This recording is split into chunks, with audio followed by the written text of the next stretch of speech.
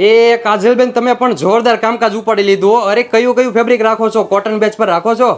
હા, cotton base પર રાખીએ પણ એકદમ યુનિક ક્વોલિટી હોય છે આપણી પાસે. લોકો જેવું કામ નથી અમારું. ઓનલી પ્યોર ફેબ્રિકમાં હેવી કલેક્શન છે અમારી પાસે. કોટનમાં બી આ રીતે લીલન કોટનમાં હોય છે.